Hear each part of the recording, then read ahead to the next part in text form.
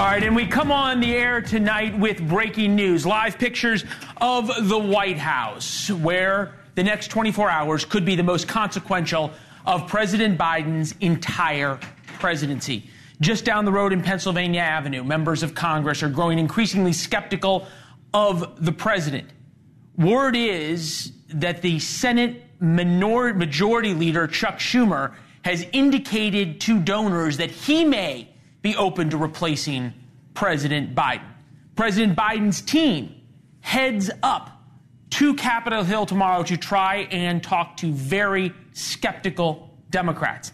At the White House, President Biden will host a solo press conference.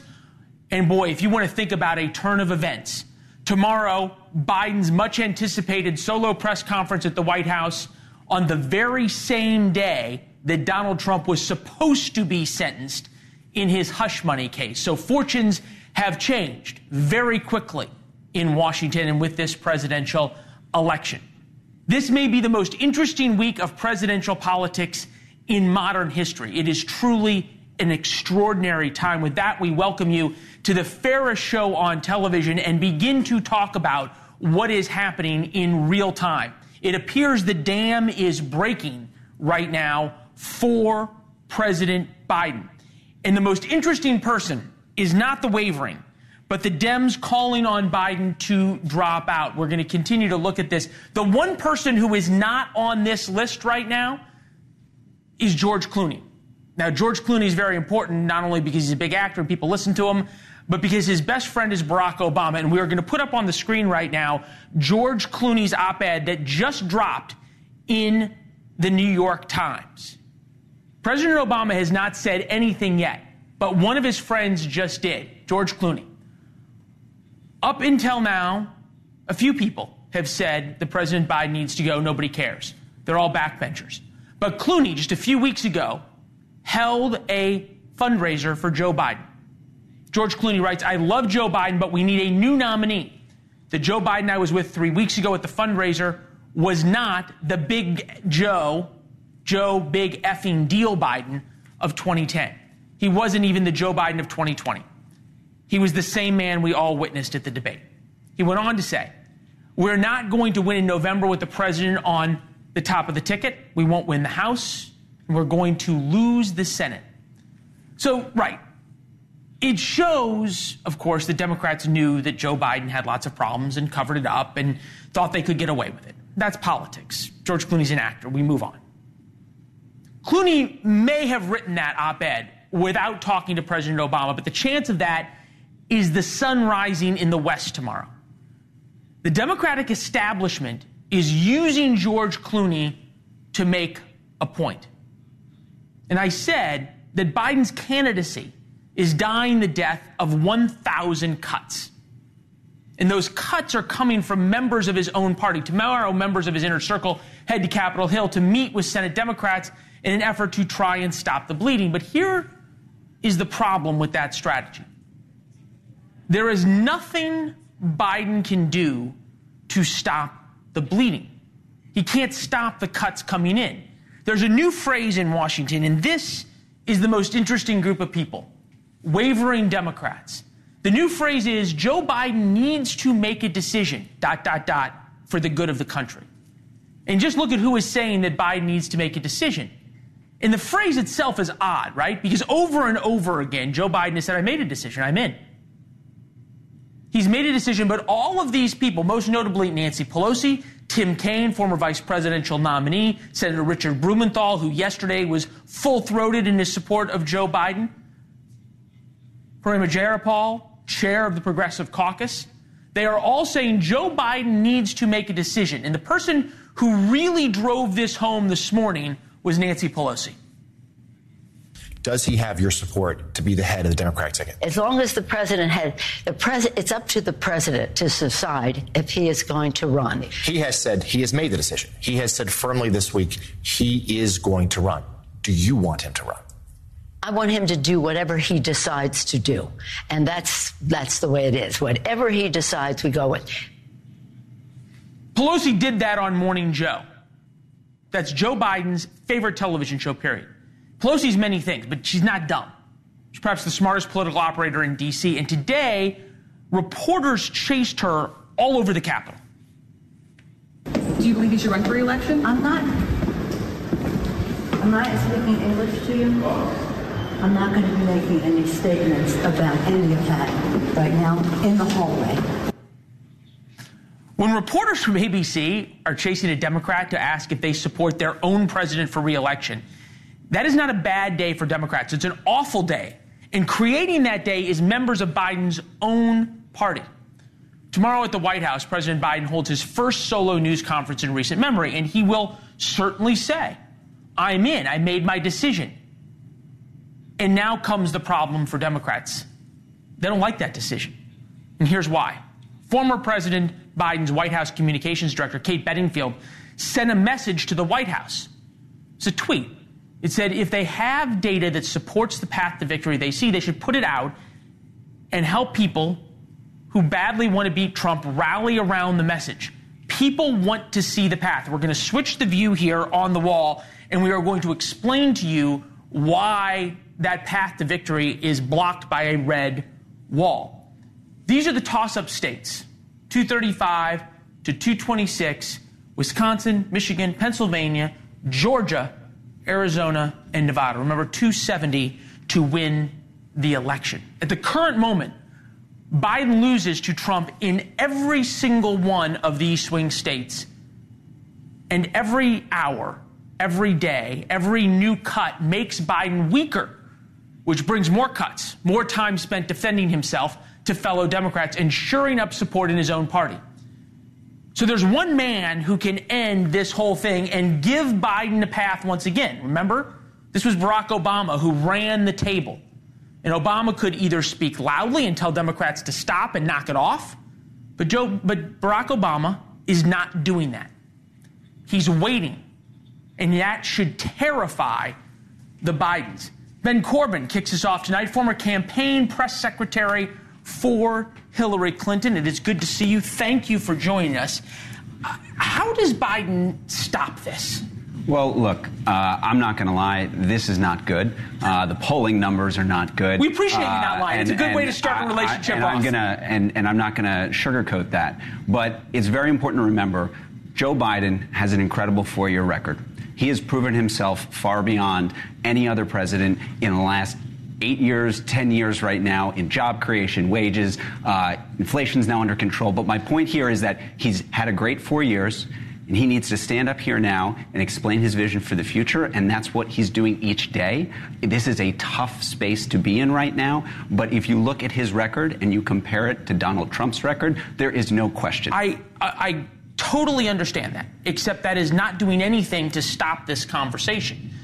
Just in the past 2 minutes, Earl Blumauer, Democrat of Oregon, calls for Biden to drop out. Again, what does Joe Biden do to prove to Democrats that they should stop this? Or is it not Joe Biden, as I said, is it Barack Obama? No, look, President Biden is the president, he is the nominee, and he is the one who's going to decide whether or not there is a change in the decision that's already been made. Okay. And to do that, he needs to go out day in and day out and convince the country about his vision, continue to remind them what America was like under Donald Trump, what America has been like under his presidency, and what he will do over the next 4 years. Look, I'll say 1 mile from here, right now, the 75th anniversary of the most important alliance in the last, more than almost a century is happening, and we're the hosts. And he's the leader of the free world, and he is demonstrating that leadership, and that is an incredible thing. Donald Trump, on the other hand, wants to throw it away. Ben, I get all that, except that's not what anybody's talking about. You understand better than most when the press gets a hold of a story, they don't go with it. I think it's kind of odd to see now how the Biden team is getting, after 3 years of relatively good relationship with the press, getting punched. I think punched in the face would be the best way to say it. There's an interesting point here. In the Clooney op-ed brought this up and laid bare that the Joe Biden at the debate was not a one-off, as we were told by the White House. It is the Joe Biden that everybody sees in private every day. John Favreau of Pod Save America had this to say earlier. Take a listen. I mean, it was not surprising to any of us who were at the fundraiser. I was there. Clooney was exactly right. And every single person I talked to at the fundraiser thought the same thing, except for the people working for Joe Biden. And then after the fundraiser, there was that video that came out. You remember it, right, of Barack Obama leading Joe Biden off when he sort of had one of these freeze moments. And MSNBC, among others, said it was a cheap fake. The White House said it was a cheap fake, on and on and on. Obviously, now with Clooney saying this and Favreau saying it, who was there, it's not a cheap fake. We know that. How do Democrats who have told voters, swing voters for years, nothing to see with Joe Biden, regain credibility? Look, obviously that's one fundraiser, and that's George Clooney and Jon Favreau saying, have you talked to the countless number of people who work with the president every single day, who have seen him perform in all of the tasks that he needs to do? Yeah, they told us he was doing underwater trigonometry, and it just wasn't true. No, that's not true. Oh, they're talking about he's probing and sharp. I understand you're talking about that. Give me one public moment in the past 6 months where that Joe Biden, that we are told exists in private, has shown up. The State of the Union. That was reading from a teleprompter. That's not being probing and asking questions. He was when he went over to Normandy. I think reading from a teleprompter. He also was talking and answering questions, and he absolutely demonstrated true leadership in that capacity. At his campaign rallies. Oh, the unions. Yesterday, he was talking off the cuff to unions, which also, by the way, one of the best presidents for unions that the country has ever seen. And yes, he was off the cuff with remarks and doing a great job at it. That's exactly the kind of thing that Joe Biden needs to do. Now, obviously, there are significant questions. And I actually think something that's important to be said here is that there's a lot of criticism about the Democratic Party going through this, but it's messy, but it's healthy.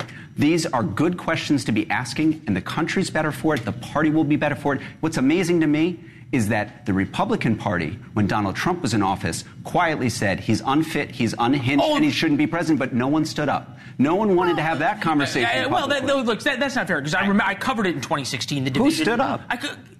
All sorts of people. Aside from Mitt Romney. We have Charlie Dent on. What elected official? Who stood up? Sure, in 2016, lots of people did. And in 2020, people did as well. I'm going to end with this. Why are the Clintons and the Obamas, who are the deans of the Democratic Party and so beloved, allowing Joe Biden to hang and fly in the wind and not come to his defense and aid? Look, I don't think it's about flying in the wind. I think this is about the President of the United States talking to the American people, making it clear in his case, and ultimately that's what it's going to come down to, and we're going to see. Luckily, because of those polls, the election isn't tomorrow. It's in 4 months, and so they got a lot of work to do. Democrats have to get to work, and that's all I can say for that. Can't say it's a boring July. Thank you very much, Leland. Appreciate it. Good to see you. Let's talk about what really matters, right? It's not necessarily the economy or anything like that, because to get to a good economy, it's the nuclear codes. President Biden will get asked about the nuclear codes in the 3 a.m. phone call tomorrow. Next, the guy who carried the nuclear codes and woke the president up when we come back. Donald Trump is doing everything he can to save Biden's campaign. We'll explain whether it'll work next. It's 3 a.m. and your children are safe and asleep. But there's a phone in the White House and it's ringing. Something's happening in the world. Your vote will decide who answers that call. Whether it's someone who already knows the world's leaders, knows the military, someone tested and ready to lead in a dangerous world. It's 3 a.m. and your children are safe and asleep. Who do you want answering the phone? I'm Hillary Clinton, and I approve this message. That Hillary Clinton ad didn't work for her in 2008. But that concept of the 3 a.m. phone call takes on a whole new meaning now. And it will tomorrow when President Biden's going to get questions about it, about his lucidity, his faculties at 3 o'clock in the morning. Yesterday, Press Secretary Karine Jean-Pierre gave a devastatingly honest answer to that question. Well, he also said he's sharpest before 8 p.m. So say that the Pentagon at some point picks up an incoming nuke. It's 11 p.m. Who do you call? The First Lady? He has a team that lets him know of any news that is pertinent and important to the American people. He has someone that is decided, obviously, with his National Security Council on who gets to tell him that news. Speaking of 3 a.m. phone calls, there's one person closest to the president at all times. That's the guy who carries what's called the nuclear football. It's a briefcase with the nuclear codes in it. If that call comes, if that moment happens, he's the guy who wakes up the president. Buzz Patterson carried the nuclear football for Bill Clinton. He joins us tonight. Former Air Force Lieutenant Colonel. We've got some pictures of you with the briefcase itself. Don't worry, I won't ask you how heavy it is. That's the one thing that's always fascinated me as everybody walks along. Does the concept even of we'll start at the very basics, the concept of a 3 a.m. phone call, is that real? No, it's completely real. And I'll tell you, it's so real that that's why the military aide, in this case myself with the Clintons, lived in the White House. The military aide has a bedroom in the White House and an office in the White House because it's such a time-critical thing, Leland. It's if Russia, for example, or China were to launch at us, we literally have about 15 minutes to make a decision to either, to not launch or to retaliate. And that's why there's a military aid by the president's side 24/7. So it's essential and it's very time-critical. So take us back to the Clinton years, right? What rises to the level, right? And Karine Jean-Pierre there was some word salad there. But what rises to the level of knocking on the president's door or literally grabbing him off the golf course and saying, Mr. President, we need to talk to you right now? Yeah, well, there is no team counter to what she was talking about yesterday at the White House. There is no team. It's basically the team is the president and the military aide who in conjunction get together. They talk about the threat, and then they communicate with the National Military Command Center at the Pentagon. And because, again, it's so time critical, that's when keys start turning. So there's no time to go through a bunch of advisors. There's no time for Anthony Blinken to get on the phone call. There's no time for Jill. It's got to be the president. It's got to be the military aide. It's got to be the Pentagon, and it's got to happen right there, right then.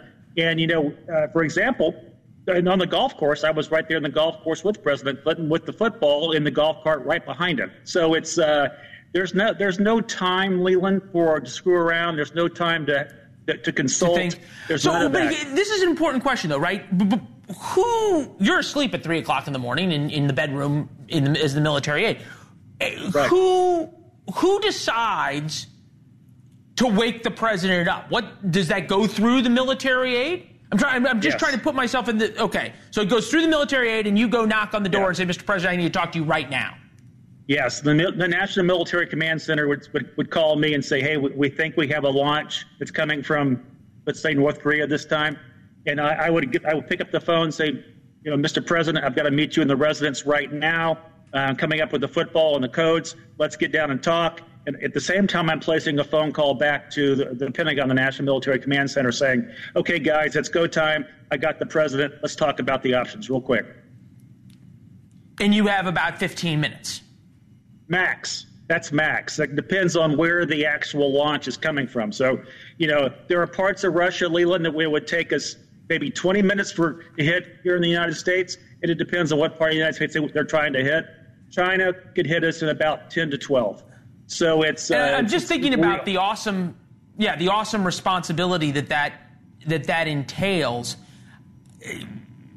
When you had to wake up Bill Clinton a couple times, obviously Russia and China never launched at us. But there's got to be that kind of fog moment as you're coming out of sleep of, oh my God, what's happening, right?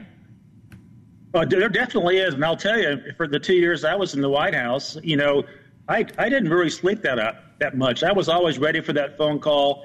And Clinton, whatever you think about President Bill Clinton, he was pretty wired into the process. He understood that he had to no kidding wake up and get to it. And we would actually practice that every couple of months. We would actually go through a scenario where we were being launched on, and I would call him in the middle of the night, and he would answer my phone call. We'd get together and we'd talk about it. And we'd make a decision. So we actually exercised it, and he had a pretty good handle on it. Wow. I don't think the current guy is going through that right now. I mean, I was just going to say tomorrow at the press conference, it'd be a fascinating question. Mr. President, when was the last time you went through a launch drill at 3 o'clock in the morning? And it'd be a great question. That's a great question. And the other question I would say is who actually has the nuclear codes? Because The military aid has a set of codes, and the president has a set of codes too, and they have to match. Who has the other set would be my biggest concern, is because that's how the president actually authenticates himself as the commander-in-chief and the president with the ability to make those decisions. So is he carrying them? Who has them is what would be a question I would ask tomorrow night. Boy, that's a scary thought. All right, you were the right man to talk to for this. Thank you. You bet, Leland. Anytime. Take care, brother. Yeah, cool stories. Thank you. Next, why Donald Trump might be the only person who can save Joe Biden.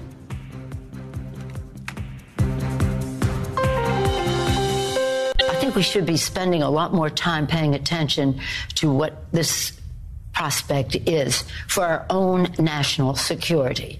Donald Trump is a danger to our country. Donald Trump cannot be president again. He's an existential threat to democracy. The reality is we need to be focusing on Donald Trump and the threat that he faces. And yet some still say Joe Biden is the man to take him on. We told you last night Democrats would spend today, pro-Biden Democrats, trying to unite around hating Donald Trump, and it is not working. Because for the first time in history, Trump isn't taking the bait. He's not giving the media anything to talk about. We saw that last night at his rally. He said basically nothing. Donald Trump was supposed to be sentenced in the New York hush money case tomorrow. That went away. He's waiting as long as possible to announce his VP pick. Next week is the Republican National Convention. You can imagine Republicans would love nothing more than to move their convention, but they cannot. It should be a gift to Biden. Let the media talk about Republicans. It's Biden's only hope, but no. In a weird turn of events, on the Monday of the RNC, the Democrats can't get out of their own way, so they scheduled a Biden address at, wait for it, the Lyndon Baines Johnson Presidential Library in Austin, Texas. LBJ was the only modern president to bow out of a re-election. So there is the irony alert of the night. Former advisor to Bill and Hillary Clinton, Richard Goodstein, is here. Former Pennsylvania Congressman Charlie Dent is with us. Gentlemen, it is good to see both of you. Breaking news in the past just 4 minutes. Peter Welch became the first Democratic senator to formally say Biden needs to drop out. And it was just 24 hours ago, Michael Bennet of Colorado said this. Take a listen.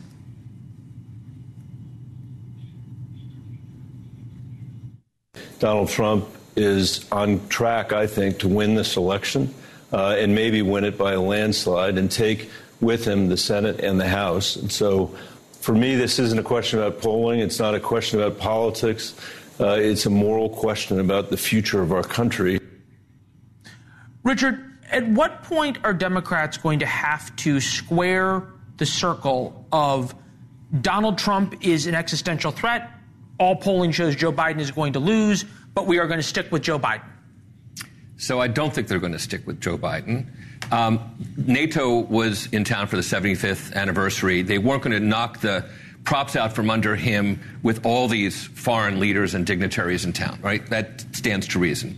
The question they have to ask themselves now is, are they better waiting? They have to, or you as Democrats have to? No, I'm just saying it would be not good for the United States of America for anybody to be doing what people like you're suggesting would have done over the past few days when he's hosting this meeting, right? There's a lot at stake. I mean, Biden standing up for NATO, Trump, from all accounts, would back us out of it. So then the question is, do they, let's say I'm right, that behind the scenes there's talk going on and that Biden can be persuaded that, you know, he's just not getting his message across. So when does he, in fact, communicate that?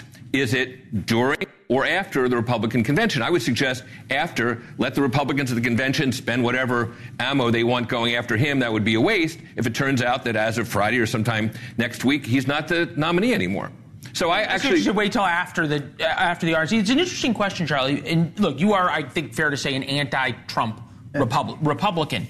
Are there Republicans lining up or coming to Democrats and saying, look, if you guys find somebody other than Joe Biden, we're willing to jump in the race and help, and trying to create a draft other Democrat group? Oh, you mean anti-Trump Republicans? Yes. Look, I think it's fair to say that at least the people with whom I've been talking who are not fans of Donald Trump think that Joe Biden ought to get out of the race. I don't know that many of these folks have weighed in about who the nominee should be for the Democrats. But what's interesting about this whole situation is that, I said long before this debate that, 2/3 of the American public thought one candidate was too old and the other too dangerous. Now it's, one's just incapable and the other is unimaginable. And so it's only been amplified and validated since the debate. But a lot of Republicans, though, that I know are just kind of enjoying this Schadenfreude moment. They're not saying anything, letting the Democrats stew in their own muck because they feel like they. Rule number one: when your enemy is digging, don't take the shovel out of his hands. And remarkably, Donald Trump has stayed relatively quiet. I've heard from Democrats going, "Hey, why isn't he saying anything?" And they're quite concerned about this. Electoral college results of election was held today. This is, I think, Richard, we could all agree, a red wall that the Democrats would have to try and break through. You say you don't think Joe Biden is going to be able to stop this conversation. If he does, how will he do it? Well, again, I don't think it's a conversation that's coming at him. I think he's going to be part of it. I realize, again, and I take what I'm saying or not, that with NATO here, that wasn't the time for him to make some announcement that I hear you, public. Obviously. So you think he's doing this whole I'm in the campaign, saying George Clooney left 3 hours ahead of Joe Biden and questioning George Clooney's stamina and everything else. You think this is kind of an act and the campaign's in on? We get it. I think it's like that last Japanese soldier who didn't know the war was over for some of these people in the campaign. And I think what's happening is, again, behind the scenes. It wouldn't be not only some people in the campaign, it'd be the president himself, right? Well, no. The president, again, because of NATO, you're dismissing it. I wouldn't, because there was kind of a lot at stake. Again, NATO is what's keeping Ukraine alive.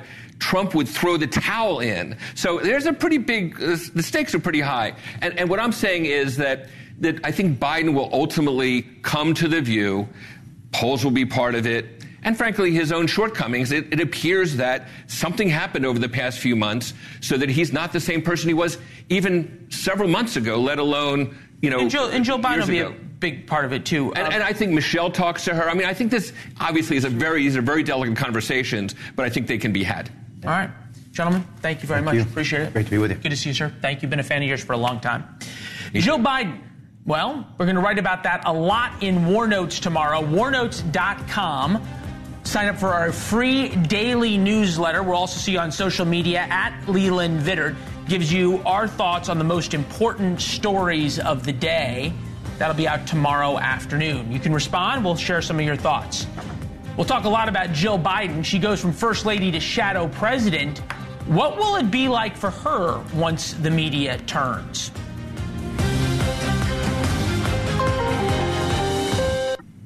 That's Jill Biden, who now largely runs, we're told, her husband's life. What do you think of Jill Biden's role here and her responsibilities? I think she's been exposed as a power-hungry aspirant herself to political power. She doesn't want him to stop. Pure evil. What is that? That's that's just pure evil. I mean, do you think it's just like a power thing? She's in power. She doesn't want to not be the first lady anymore. Like, what is it? Yeah, of course I did. He's got Jill Biden behind the scenes pushing harder than ever. And just this morning, we're finding out she's in these Oval Office meetings. Democrats must feel more lied to than ever. Okay, then there's the headlines. The BBC, not exactly a right-wing organization. Jill Biden, the quiet influence of Biden's closest advisor. The Economist, Jill Biden, defender-in-chief. What happens next in the Democratic leadership saga may depend on the First Lady. The Washington Post. Dear Jill Biden, please tell your husband it's time to step aside. The New Yorker, the Bidens, plural, can't let go. That's the New Yorker. Former Chief of Staff to First Lady Laura Bush, Anita McBride, is with us, out with a new book about the First Ladies. It is good to see you. Thank you, Leland, for having me. When does a First Lady go from being a First Lady and her husband's confidant to being part of the political conversation in the way that Joe Biden now is? Well, I think the way that Dr. Biden is doing it now is the way she really has been for the better part of the many decades of his public service. We know she's written in her own book when she told him not to run in 2004 She clearly now is very dedicated to him remaining in office. And I think a part of it is not as much what we're hearing that her staying in power, that she doesn't want Donald Trump to succeed her husband. I think that's driving her a great deal. Yeah, it's interesting, though, but we've seen her be elevated now, right? And there was that moment after the debate where she was treating her husband almost, and this wasn't us, it was a lot of other people, like almost like a school child. Take a listen. Joe, you did such a great job. You answered every question. You knew all the facts. And let me ask the crowd, what did Trump do? Why? Yes. We now kind of understand that answering every question was a high bar. They were sort of excited, at least initially, about his debate performance. Edith Wilson, that you write about in the book, right? She became a shadow president. And that's the worry right now, or the discussion of Joe Biden. Is that fair? It's not a great comparison to have, that's for sure. For 17 months, Edith Wilson kept the cabinet, the vice president, away from the president. And it's the most extraordinary overreach of power. It's a very different time in our country, of course. There isn't the level of scrutiny and media attention, public events that we have now. Much, much harder to accomplish something like that.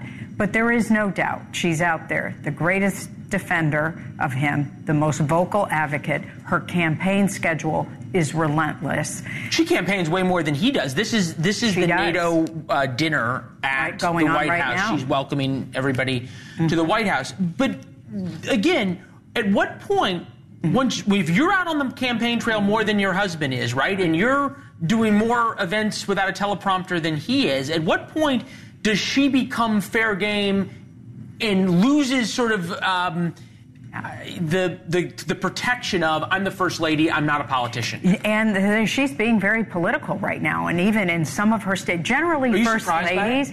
I am a little bit, because first ladies through history, generally, they have filled the role, even though they're campaigning as surrogates, of being less political, kind of apolitical, kind of turning down the heat of the political rhetoric. But that's not been her role at all. That's certainly not been her MO. Is there a danger, and we've seen this, we're going to do a big piece on this tomorrow about Joe Biden's inner circle, right? Joe Biden, Hunter Biden, Valerie Biden Owens, Ron Klain, Jeff Zients, Mike Donilon, Anita Dunn, Jen O'Malley Dillon. Is there a danger in the same way, the danger for the president of not having anybody who will tell him the truth, that the Biden inner circle has gotten so insular, there's no one to tell them the truth? That's really dangerous for any president. There's someone who can't walk in the office and tell you what you don't want to hear. Now, generally, a spouse will do that. And we have spouses in history who have stepped up to that plate.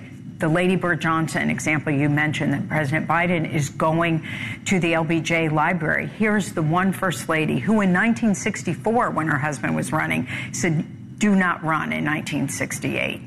And he abided by that. She knew that his political goodwill, or his goodwill with the American people, would not last that long.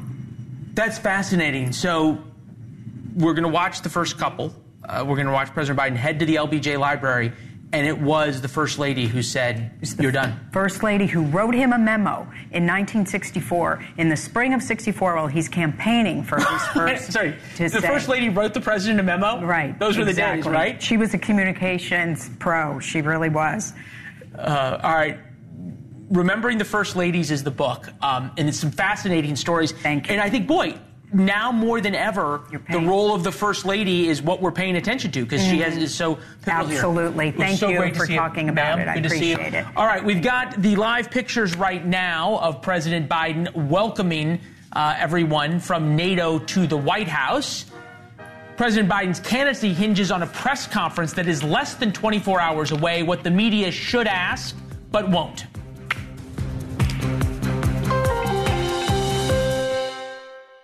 Live pictures of the White House. You can see, well, from the other shot, you can see President Biden welcoming all of the NATO heads of state for their meeting. Tomorrow, there's a presidential press conference. Ordinarily, presidential press conferences are routine, even boring. But Mr. Biden gives so few, this is a very big deal tomorrow, and the White House knows it. This week, President Biden will speak to national labor leaders of AFL-CIO, host the NATO summit to show the unprecedented strength of our alliance, hold a press conference, a big boy press conference, according to Justin Sink from Bloomberg. The president will hold a press conference, I guess a big boy press conference is what we're calling it. You'll certainly hear from the president on Thursday when he gives his press conference, his big boy press conference. Stakes couldn't be higher for Biden, or for that matter, for the press. A number of outlets have largely given him a pass for the past 3 years. Dave Weigel is here, senior political reporter for Semaphore. Anita Kumar, managing editor of Politico. Great to have both of you. Thank you. Read you guys for years. This is a treat.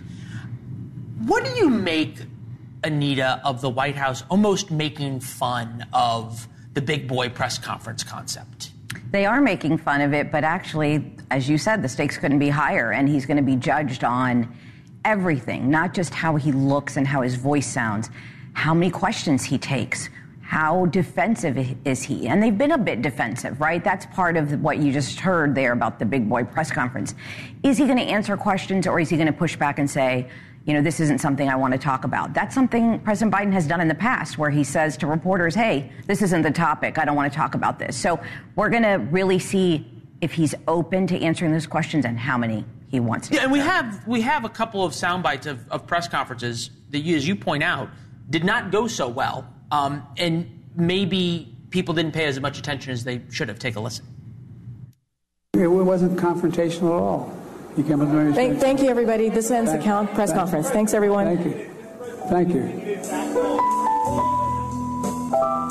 How bad is your memory, and can you continue as president? My memory is so bad I let you speak. Donald Trump refers to himself as a political prisoner and blames you directly. What's your response to that, sir? Dave, what is the role of the press here tomorrow? Because does members of the White House press corps play by the rules and ask whatever question that they told the White House advance team that they were going to speak on that topic? Or is this no holds bar, Sam Donaldson style? Well, there might be some following of the rules. The president has referred to a list of people, called in a list of people. This has been a source of controversy before. It'd be surprising they broke from that tomorrow. But you've seen reporters who, I wouldn't say deferential, but I would say respectful of the president, critical of the coverage of how he looks compared to what he's saying or what's in the text of a speech. You've seen a lot more skepticism in the last week in the briefing room from reporters. And there are questions like he has not been asked, for example, about bringing Hunter Biden, who he said would not have a role in administration, into the fold. He's been very testy when he has to talk about his family. You saw that with Peter Doocy. They have a very love-hate relationship. Maybe there's not as much love in that relationship. You have reporters who have got under his skin. You have reporters who are changing their attitude and how they approach the administration. So even if he goes by the rule book and the list, there are going to be different questions than he got a year ago. Yeah, very much so. So just yesterday, he was at NATO giving a speech at the conference, and it was at least touted by the White House as a success because he got through the 25 minutes. We noticed this, though, both in the video and then also in the White House transcript. Take a listen. Ask a little military come forward.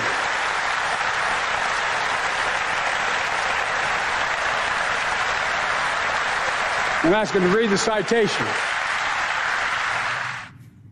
And ask him to read the citation. He was reading the cues in the teleprompter, it seems like. Anita, when your reporters are working through this, how do you come up with a question that is respectful, to your point, but that also gets to the heart of this matter, that the president and his staff have really covered up the condition that he is in? Well, I think that's one of the questions. How does he feel about that? Does he want them to cover things up?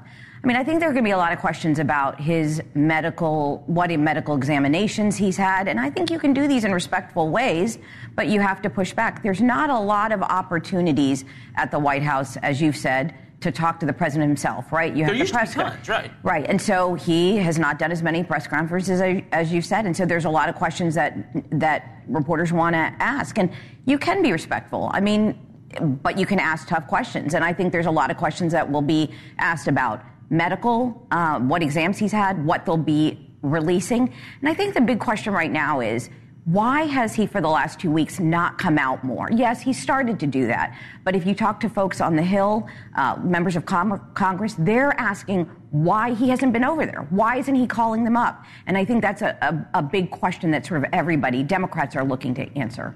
Dave, you made this point. There are a lot of outlets that people feel have covered for President Biden or handled him with kid gloves. Is there a snapback that's happening right now, that all of a sudden reporters smell blood in the water and they're making up for 3 years of calling questions about Joe Biden's competency conspiracy theories?